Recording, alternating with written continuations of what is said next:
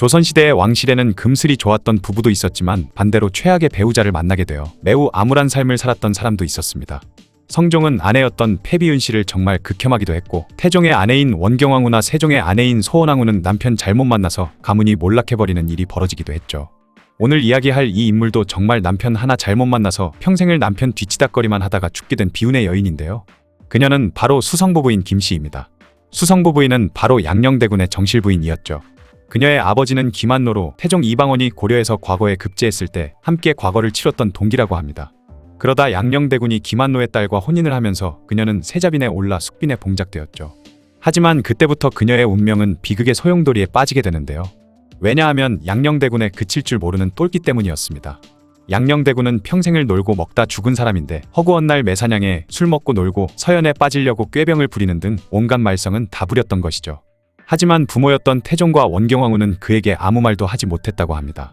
그 이유는 양녕대군 위로 형이 3명 있었는데 다들 어린 나이에 요절을 해버렸기 때문에 양녕대군을 너무 오냐오냐하며 키웠기 때문이었죠. 훗날 왕이 될 사람이 공부를 너무 안 하는 건 그렇다 치더라도 숙빈 김씨 입장에서는 더 화딱질 나는 일이 많았습니다. 그것은 바로 여자 문제였죠. 국내가 따분했던 양녕대군은 심심하면 궁 밖으로 나가 기생들과 놀아나고 술을 먹고 난장을 피웠으니 숙빈 김씨의 속은 썩어 들어가고 있었습니다.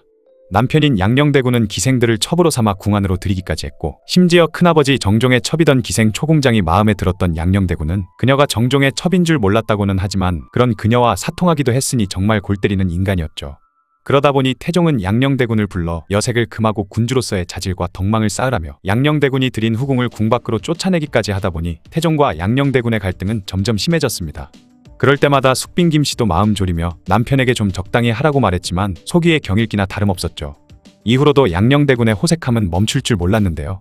어느 날 전 중추부사 곽선의 첩 어리를 겁을 주며 협박해 결국 궁으로 데려와 그녀를 범했던 것입니다. 세자라는 지위를 내세워 종이품 대신에 첩을 빼앗아 왔으니 이는 누가 봐도 폭군의 전형적인 모습이었고, 그러자 태종은 굉장히 격분했죠.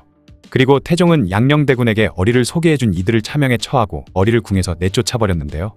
어이없는 건 어리를 양녕대군이 아내이던 숙빈 김씨의 친정에 숨겨둔 채 지속적으로 만남을 이어갔던 것입니다.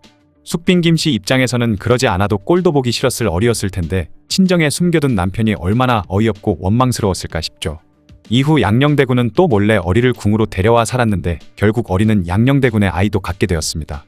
이 사실을 알게 된 태종이 어리를 궁 밖으로 내쫓자 태종에게 열받은 양녕대군은 아버지 태종에게 편지를 썼는데, 아버지께서는 첩을 많이 두시면서 나는 왜 첩을 못 두게 하냐 라는 내용의 편지를 보냈다고 하죠.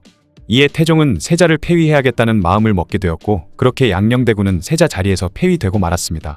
이후 양녕대군은 유배를 떠나게 되는데 아내였던 숙빈 김씨 역시 남편을 따라 유배지로 떠나게 되죠.